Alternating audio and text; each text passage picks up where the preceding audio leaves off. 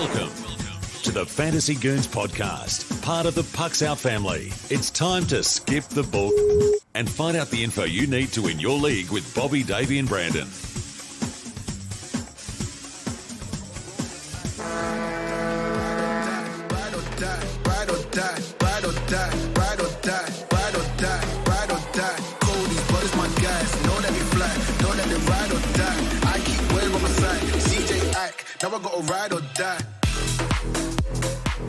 Welcome into the Fantasy Goons. I'm Bobby, he's Davey, and he's Brandon. Hello. You can find us on Twitter at the Fantasy Goons. Now that gets you the info you need to be a champ. Boys, the Stanley Cup Final is here. I'm excited. The fantasy You sound pool, like you're not excited. Fantasy pool, I am somehow less excited. It's been a couple weeks since we've been here for y'all, but there was a point in time I was like beating ass. Now I am currently down 1 point. It's not great. Now you know how it feels, But Davey. like we said on the main show, hey, there's good news. I might not get stuck with Connor McDavid either way. So You Davey- might though, because what if Davey decides to totally flip it up on the on its end and not take him? Very true. Very true. That would be that would. This would be something y'all. Now I'm scared. This would be something you guys would totally do to me. Is even if I win this, y'all are still gonna stick me with McDavid, huh? Yeah. No, we're gonna now we're going to. Okay, no worries. I'll take it. Hey, I'll take him with no questions asked. No problem.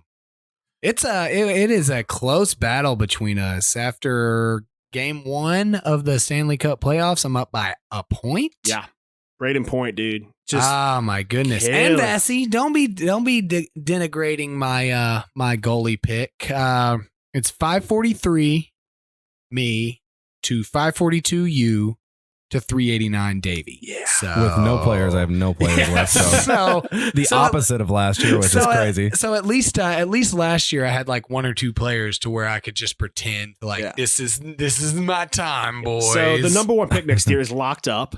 There is no changing of that. I don't foresee there being any trades for any reason. But yeah, so it's been a great playoffs. I think. Do you want to go through who you have left, and I'll go through who I have left? Yeah, Yeah, me too. I don't. You go through. Davey can start. All right. Okay, so Davey's done. I currently have nobody. I've got Stamkos, Palat, and Hedman, Sergachev. That's it. So not horrible. Stamkos has 53 points, so that's great. Palat, what does Point have? Like 65? 73. 73, yeah. So really dominated. I have Braden Point, my last offensive player. Couple defensemen left. I have Petrie and Weber. Not doing too hot for me. Combined 22 points. My defenseman really tried to kill me, and Pietrangelo really came back for me at the end. Ended up with 30. But my defensemen were left a lot to be desired. My goalies did as well, except for my goalie and Vasilevsky. So he has 65 points. So those two Vassy's guys, a game changer. He really has been a game changer. So basically, if the Lightning win with how you get points for goalie wins, it's mine. If they lose and your guys score points, I got lucky that it wasn't a shutout last night. Yeah, you did. For sure, it could be, if the Habs kind of come back in this, and it's totally possible, and goalie losses count for so much, that may be my undoing. But unfortunately, your guys are not getting points without my guy also getting a point. Mm-hmm. That's the problem. I got lucky that Palat got a goal last night, which that helped. That really kept it made it look like it was a close battle with only 1 point behind that you are. But then it really hurt you that Petrie and Weber, I think either one of those two got me a point, got me an assist as well. And Point didn't score, but he was involved in like 3 assists of the group. So, so the non-shutout really helped you, and Palat getting a goal. But something I am happy about: how did everyone's first overall pick go? So are we comparing? Because mine did decent. Yeah, I got 9 points from mine. So I got 13. I believe I took McKinnon, right? Or did I take Rantanen? I think No, you took McKinnon. McKinnon. No I got question. 44 points. Not bad. Did you pick McDavid? Yes. And I had Draisaitl. Yeah. Yes. Yeah. I thought, honestly, what saved you was Colorado's epic collapse. Mhm. Absolutely. Yeah. Absolutely. It definitely did, especially since I didn't have a lot of pieces there. Who was your biggest surprise on each of your team that has that you got late? Obviously, mine is clearly Point, but other than that, I have a couple of different options. I would say Cale McCarr. Cale McCarr got me 24 points. He really did well for you. someone who I took pretty late in the draft, all things considered. I actually that has been my saving grace, has been my late round picks, because I mean Barzell started really slow but ended with 37 points. I think I pretty much stole Pasternak as well with 42 points. Aho, I think he was an early pick, but I mean 36 points in 2 rounds was pretty impressive. I would also say Max Pacioretty. No, he missed the first 2 games. He missed a good bit of the playoffs. Came in, got me 33 points. That's solid. Yeah.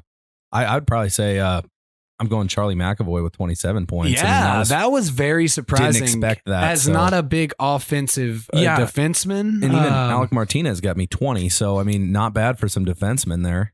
Absolutely. What almost killed me was my goalies, for sure. I honestly, when Varlamov got pulled, I thought that was the end of it. Now, he ended up getting 22 points, but only because they ended up putting him back in, and he actually salvaged some points. So he got 7 wins. Well, and I made bad calls on 2 of my goalies with Leonard and Mrazek. That really hurt me. They got me 3 points. If you had each. taken Fleury, it would have been done. It would have been over a long time He got ago. 39 points. I mean, my second scoring goalie was Saros, a guy that was out in 6 games. He got me 9 points. Wow, that's Jari got crazy. me 6 points. But Bobrovsky, just having to go up against that major Lightning team got me only 2 points. My defenseman, like I said, I only have 5 defensemen in double digits. But my Vegas defensemen, who started out really slow, Pietrangelo and Theodore, ended up with 30 and 21. So that was that kind of kept me in it for long enough to get to this point. I mean, this is what we've figured out every year. You got guys in the Stanley Cup portion of the event, then you're in it. You still got a chance. So everything that we knew last year, still accurate this year. Yeah, exactly. So last time we were here, we did the part 1 of 3. It feels like forever ago, was of the good, the bad, and the ugly. This week we're doing the bad. So I will start us off. Pretty much I'm staying in the Rangers. I should have just done the Rangers were bad. I've got Artemi Panarin and Mika Zibanejad. One, obviously more than the other. Artemi Panarin, preseason rank of 4. His final ranking in the leagues that I was looking in was 64. It was his first time missing 25 goals in his 6-year career. However, this looked more like a lack of availability than a lack of ability. His 1.38 points per game ranked in top 5 in the league, but fantasy at the end of the day is about total points. Doesn't matter points per game. He was injured. He had a slow start for some, and when you take into account the fact that they had a shorter season, he was not there for a guy who had a preseason rank of number 4. Yeah. For many people, I would assume he went in round 1 of almost all drafts. Yeah, there was no question that and his performance this season was not up to snuff. And following up on that, Mika Zibanejad, a guy who I had multiple leagues where I had 10th pick, 13th pick. One league I had 16th pick. It was the last pick in the first round, and I took him in multiple leagues. And one league I even took him at number 3 overall. So I had a lot of stock in Mika Zibanejad. His preseason rank was 13. He ended up at number 22. And honestly, that was a very stressful rank 22, because for the first half of the season, he didn't even score. He didn't even break 3 goals until like last. There were 10 games left in the season. It didn't really matter that he was ranked 22 at the end for you, because he had already helped you get so many losses. The writing was already on the wall for you at that point. I think that especially in redraft leagues, it ended up being a bad pick. I kept him in a keeper league. I plan on keeping him again For this sure. season. Because he showed, You know- listen, he's still, like I said in early in the season, I didn't lose faith in him. Yes, as a fantasy owner in redraft leagues, it sucked. It was bad. But as a fan of the sport, as a fan of him in general, he is a scorer. He is a natural born scorer. He is going, and like I said, he eventually came out and he had a couple hat tricks towards the end of the season. When it's all, and you already said it, it was the Rangers more than it was these It was the individual team, players. man. Yeah. So that leads me to a question that I have for you guys. How do you feel for fantasy? How is the Gallant hire I like it. gonna? It's great. I think it's going to be good. He knows how to take a group of misfits and turn them into winners. I'm not saying that doesn't mean the Rangers are going to go out and win the Eastern Conference Final, but they're going to. Tom Wilson has something to say about that. I do believe that this next season, I think they're going to miss the playoffs by less than 5 points. I think they're going to make the playoffs this Okay. next year. Yeah. I wouldn't be surprised if they did. I kind of want to say they'll go as well. I think they'll sneak in.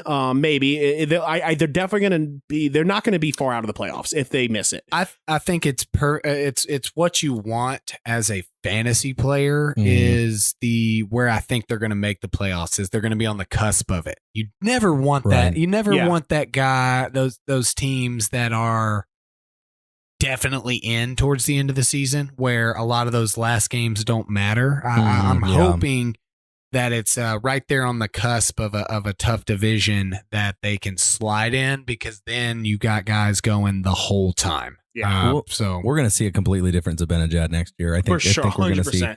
And for this purpose, the bad, he was absolutely bad this Yeah, year. We brought listen. him up on the fantasy show probably, I don't know, 4 or 5 times. Yeah. this And every year. time I said he's going to perform. Unfortunately, for the sake of fantasy, by the time he starts performing, it'll be too late. Yeah.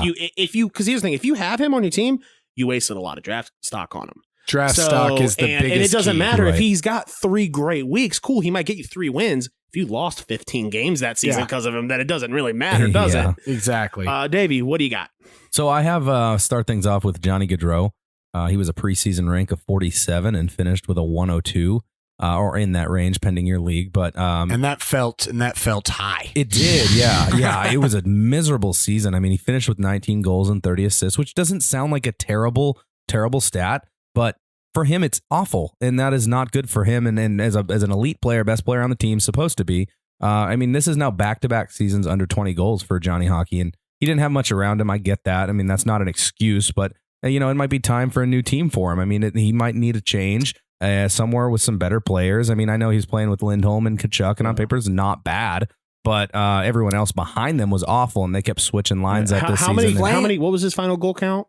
19. So okay, so all Flames things considered, felt- a full season, he probably would have broke 20 goals. Yeah, Flames. yeah. The Flames felt a lot like the Rangers, though. That there was Yeah. a lot of Yeah. excitement behind them, and they just didn't perform up to what Yeah. we felt like they would. The difference Would is do. they It were was bad, yeah. the difference is the Flames were playing in what should have been a very easy division. Right. It should have been. I mean, but there is a positive with Johnny here. He had a -10 last year. He was able to get that up to a +2 this year.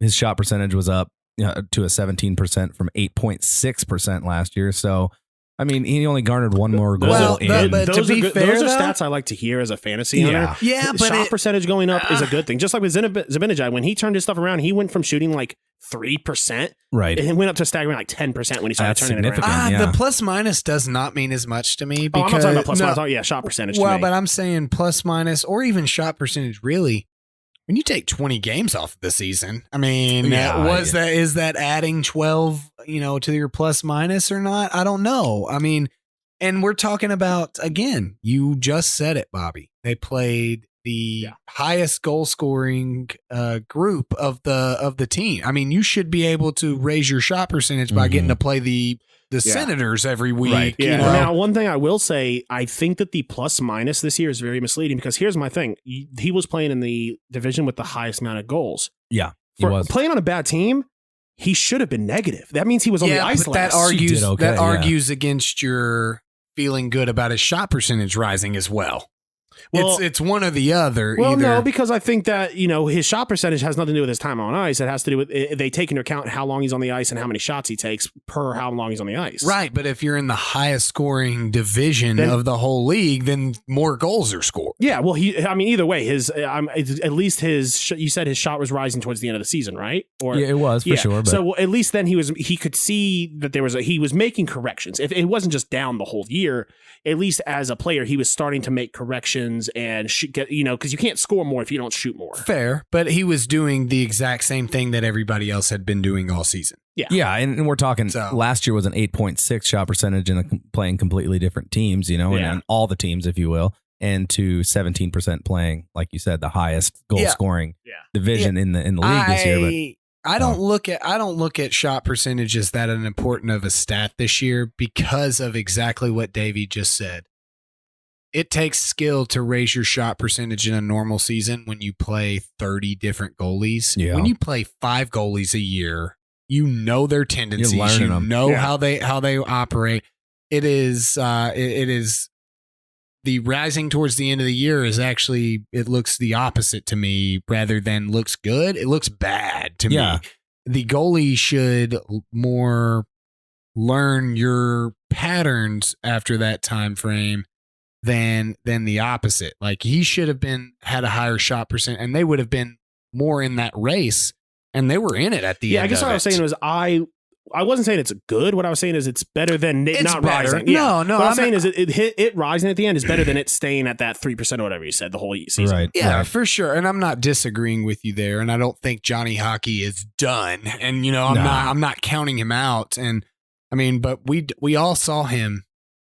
I got him. I picked him up late in leagues and in leagues that I was doing well in, and I had an opportunity. It was one of those things like you don't let Johnny Gaudreau sit on the waiver wire when you have a really good team. It's tough to do. You take your shot at him, and it didn't kill me, but it wasn't a great move. For sure. I mean, I'd be willing to bet that next season, come next season, pending what the hopefully the leagues the divisions are different. If they are different, it might be like an 11% next year instead of a 17 this year, or right to be in the middle of the two, I'd guess. But it was a very different season and very hard to judge a stat like shot percentages or plus minus for sure. So I'm not disagreeing with you, Bobby. I'm just saying you got to take the whole picture in. I was simply trying to find a bright spot for Johnny Gaudreau, which was This is the bad, buddy. Okay, I thought we were just smack talking all these guys. I found a bright spot for Zibanejad. I wanted to give Johnny Gaudreau the same treatment. I feel like if we're making that argument, there was a lot more bright spots for Zibanejad than there was for Gaudreau. I just didn't want to lean in and start. When we got here, I think you had who'd you originally have on there? No, because that's going to be on next episode. Okay, you don't see if you guys spoil can guess. it. I forget now. But anyway, hit us with your next one. all right, we've got Taylor Hall next. Preseason rank of 54, finished with a 242. He finished with 10 goals and 23 assists. He has not scored 20 goals in his last 4 seasons. And I do want to say, how many of those came from when he moved to Boston? Most of them, The significant 8 of them, I believe. 8, yeah. Way too many for him to have been. And, like I said, he did get traded from Buffalo to Boston, which is a significantly better team with much more offense. And he had a much better pace, but he still didn't do enough damage to make him worthy of a 21st overall spot to begin with. So to me, Taylor Hall was a complete bust. And it's unfortunate to watch because I think once we thought the Boston move, he was going to significantly play better. And he played better, but it wasn't quite to the level we thought. Granted, it hasn't been enough time for us to really decide if that's the fit for him, but I mean, they have to. Did they re-sign him? Have they re-signed him? What's the plan? The biggest thing is what we're talking about here is we're not just talking about pure hockey discussion, right? We're talking about fantasy. Yeah. If you've held on to him that long to get the benefit of his trade, then you've already lost.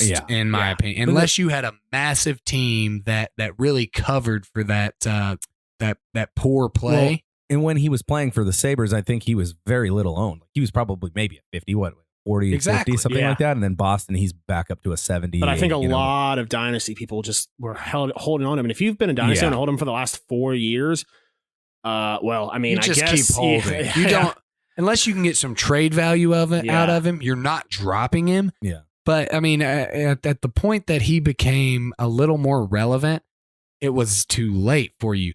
Buffalo, another one of those teams, and it's funny. We're talking about a lot of teams and players that we all had very high expectations for. For sure. Yeah. The Rangers, the Flames, the Sabres. We were all pretty high on the Sabres. And Yeah. I think Bobby early season had said, Jack Eichel as his dark horse MVP. And that Yeah. wasn't, and now it sounds ridiculous now. It wasn't bad when I but first that said was it. not that was a good pick. It's It like, was. wow, Yeah. really good pick. It's the Sabres just of those other two teams we talked about, it is the definition of implosion. Mhm. They played so horribly and got nothing from a lot of talent on that team. So just think of it real quick. It's 4 seasons for Taylor Hall with less than 20 goals. Is he going to hit 20 next year? What do we Yes. think? Easily. You think so? I would say I think it depends on if he's worried about that. If he's worried about that wallet, sitting there in Boston right now, I will say he surpasses 35. I'm going 19 goals. I think it really depends on if Taylor Hall cares about what it seems like Taylor Hall has cared about for the past few seasons. If he cares about his wallet, then I don't think he's hitting it. Seeing what Yeah. I saw in the playoffs with him being new to that team, not having a full offseason and getting in with that guy, those guys, I would be surprised if he doesn't go. I wouldn't be surprised if he honestly hit 40 goals. I think he is such a standout player, and he's been held back his entire career, and he can finally be the I'd guy love to that see If he's, everyone playing wants. on if he's playing on Boston next year, I don't think that there's any question that 20 goals is Yeah. happening. Totally. To me, should that's the happen. floor. Should happen. It has been the first time in his career, though, that he has played with superstars, Yeah. in my opinion. Yeah. He has been the superstar, and I think that he has finally found a good role and a good Right. option for him to where he's not even the first, second, or third option on the team anymore. He is a role player on a second line, third and honestly, line. I think that's good for him. That means It is. It's he's absolutely not going to good be going for against him. everyone's top line D every I night. agree. But Boston is an extremely smart team. If they see the opportunity to get some value from a guy like Taylor Hall, I don't think that there's any question that they're not taking it. And Yeah. it'll depend on where he lands. obviously, if he stays on Boston the whole season, 20, he blows that out of the water. I agree with if that. he gets I would moved, if agree. he gets moved to the trade deadline, you better hope he's got 20 before the trade deadline. I guess How it's not amazing happening. would it be if he ends up like back in New Jersey or Buffalo at the I- end of the trade It will- deadline? it can't I don't happen. think that It can't happen. I mean, my thing is, I completely agree with that statement. If he ends up on Boston, I think that the role that he had taken on in Boston absolutely sets him up for success. If he is moved before then, because the value is just too great, I don't think that he added that much to Boston's team. No, I don't either. I mean, I think he was a great player on Boston's Yeah. team. Boston added more to him than he added to Boston. 100%. That is well Agreed. said. That right is the point I was making. Yeah. You so succinctly said it. That is what I'm saying is that I'm Boston is not worried about keeping Taylor Hall. No, I'm rooting for Taylor Hall. I am too. Where do you see him going in drafts and redraft leagues next season? I think he's Is he anywhere near is he in the second round? no. Third or he's- fourth? No, I'm No. not going fourth either. I'm going maybe 5th to 7th. I would probably stick. Let in me there. ask this: first year dynasty leagues, where does he go? He's Anywhere. older. I would. If I don't even first know. year. If I'm drafting in a first year dynasty league, whereas in redraft, I agree with Davey. I'd probably take a shot on him depending on my roster setup in the 5th to 7th round. Mhm. First year dynasty league is so important. That startup draft, I don't think I'd take him before the 9th. Okay. If we're being honest, And I'm not going to lie to you though. Based on the name, he's going to go before. Oh, He Just will. so you know what I'm 100%. saying. If you have, Yeah. but if you have 10 guys that you're starting to doing a dynasty startup, all savvy, all of the best fantasy hockey. I would Do be you think surprised he's that- going before the 10th? No, It's and in some leagues, I hard to wouldn't be surprised imagine. if he's left on the free agency bench at the end of the day. No, That's being, but he's got No. a great team around him. Yeah. So like that's the kicker. Where is he going? We can't answer this question I as, think as once well, you get but to, I think once you get to pick, round 9, then it's you're throwing darts Yeah, at a pretty dartboard. much. Yeah. And If you can get him in the 11th or 12th rounds, that's a steal. Oh, you're man, stealing him. all Yes, day. absolutely. I would probably throw a dart at him in 9 if I had. I would. if I had I an would as opportunity. well in a Based on his dynasty team. start. And I honestly, would with pick. as many Depending- leagues as I am, I wouldn't see the harm as long as it's not like a big money league. Reaching for him, You're going to honestly. have him in one league. Reach too. it You're in gonna have him. redrafts. I mean, Reach it for him. depends on the setup. Yeah, The Hey. biggest problem with him is he's unpredictable. Yeah. And he's a single positional category. yeah. That That's what. sucks. yeah. Left wing is a heavy spot. Do you think he this league. stays like that in Boston? Though, do you think after a full offseason, do you think he stays like that? Or do you think they kind of change up his positioning a little bit? Good question. That is a Good very question. good question. Who knows? I think that I mean it more kind of questions of like whether or not it was him that was forcing that. Yeah. Because you can't imagine that He wasn't willing to flip I around. truly believe this offseason, I think we will have to, well, obviously, but most importantly, we'll have to revisit him after training camp and all that stuff Yeah. getting closer, because I think that this offseason is going to be very important to his career and his trajectory as a fantasy player. he needs to stay on a relevant team, in Yeah. my opinion. He does. Mine are the second one is it was more bad even before injury. Both of my bad were injury related. My number one, Teuvo Teravainen, dude. What a disappointment all year, mostly because of injuries. He wasn't overall bad when he got to play, but it wasn't that he didn't get that Dougie Hamilton injury where you knew he was out and you knew you could drop him. Right. It was always on that cusp of he's almost ready. And then it would be 6 to 7 more games after that. And I kept him. I hung on I to did him. too. You know? I did too. In Peg of the Litter, our main category league between each other, you couldn't drop it. You couldn't drop it because he was always 1 or 2 games away from being back. And then he just wouldn't be. And then you wouldn't hear from him again. But you've held on to him that long. It's only 1 or 2, 3 game. And then he'd come back a game, and then he'd be right back out. You hope that this doesn't affect his career because it was head injuries. And Right. that is a very Dangerous. scary thing for guys. I mean, he was preseason rank of 24 and ended at 613. That it was a rough hold all year. And I mean, I regular season wise dominated that league. And you know where it ended up hurting me? The same place it always does. Playoffs. I Getcha. didn't have the spots for him, and he was actually finally playing again. But he never got that, flow into him that a hockey player needs of a few games of, getting on a hot streak. Mm-hmm. But I've held on to him too long. It was one of those things that we've told you guys about is don't hold that guy because of his name. And I did it. And we I all held did. I him did it because too. of his name. Yeah. Because of what he was supposed to do and how Carolina was playing. And I probably ended up losing at least I may not have beat Davey, who had a dominant playoff team, but I may have lost that shot of getting to play against Davey in that league because I did exactly one of the tips we tell you guys: don't hold that guy because of his name, and I did. Yeah. I mean, he ended up with 5 goals, 10 assists, 49 shots on goal, 8 hits, 9 blocks. He was 75% rostered at the end of the year and provided literally nothing. He should have been less than 50 at that point. Yeah. Like, absolutely. less That than is 50. high. He Yeah. should have been if it wasn't that name value, if it wasn't that team value Yeah. that you thought you were going to get, because if they would have told us he's out for 3 weeks, he probably would have got dropped in a lot of leagues. But it was never any type of week to week. It was always day to day with Teravainen. And that was the problem, was that Yeah. I've held him and I can't drop him now. I need to. He's going to provide so much to my team once he's actually back in.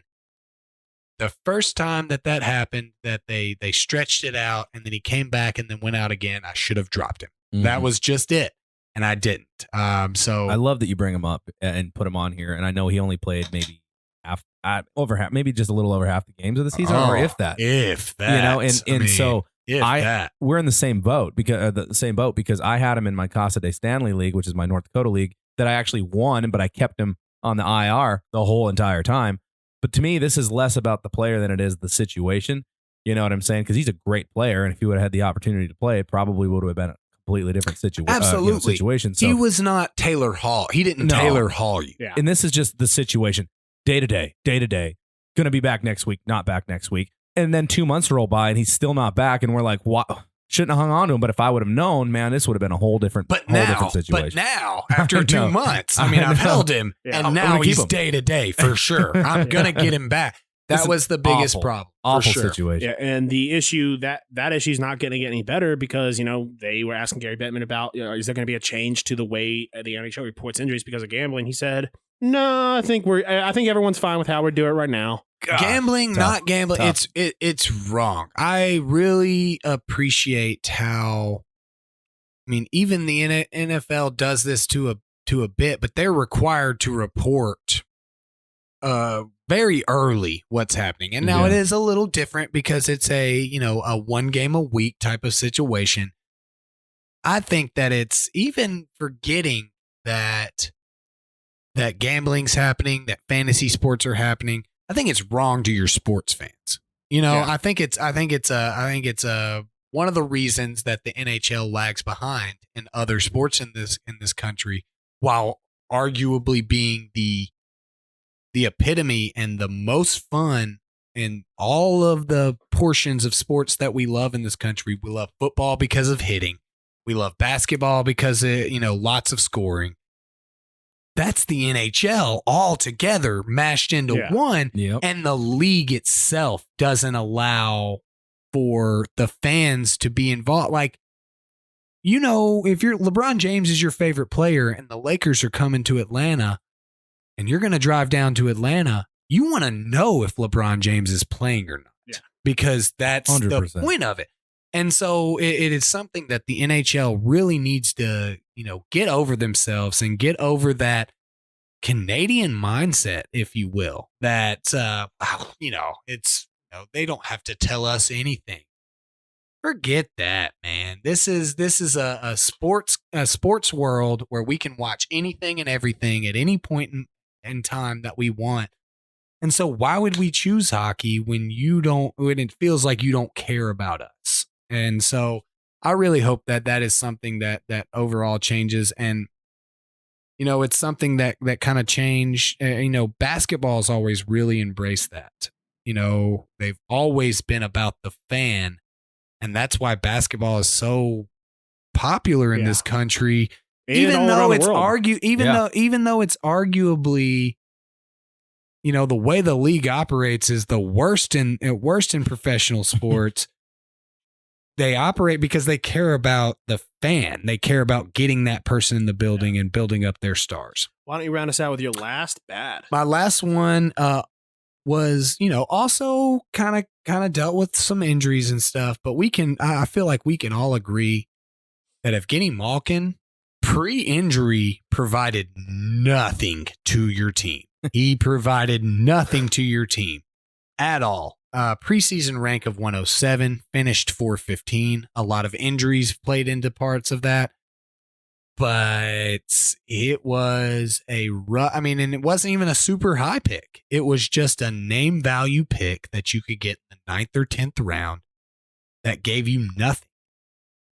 8 goals. I put just assists. I think it was like 20 assists. So 8 goals, 20 assists, 9 power play points, only 72 shots on goal, 152 faceoff wins, which sounds like a lot unless you play in a league with faceoff wins, and then it is not.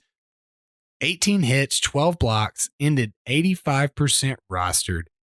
It was a wasted pick. It felt like you never got what you wanted out of that pick from Malkin, and it felt like he never even provided anything to that Penguins team. I don't know how you guys felt about it. Maybe it was just because I had him in a couple of leagues, but it felt like he was droppable after the first month. Yeah. Well, he was, to me, because I had him in my high score league, he was one of those guys that actually should have been fairly decent in a high score league because he's he can typically Yeah. be a category guy. Yes. So watching this just disgrace of a performance here. I mean, obviously like less than whatever he played. I don't know what he played, but he still hung on to the 87% roster towards the end of the season, I think is what it was, or whatever. Name value. 100%. Yeah, Just like the Teravainen, it's name value.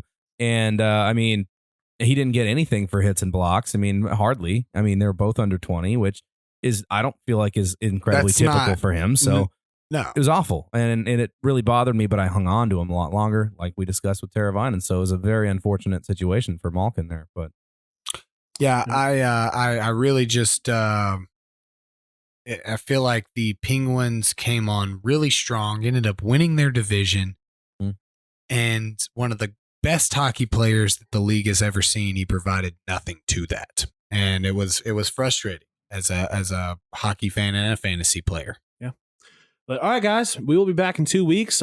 Maybe the Stanley Cup Finals will be over by then. Hopefully it's not. If I have any chance of winning, I need it to go to 7 games. But all right, everyone, we'll see you in 2 weeks. Peace. This has been the Fantasy Goons podcast, brought to you by Standing Stone Farms. Listen to the boys every week and join in on the conversation on the 3 majors of social media.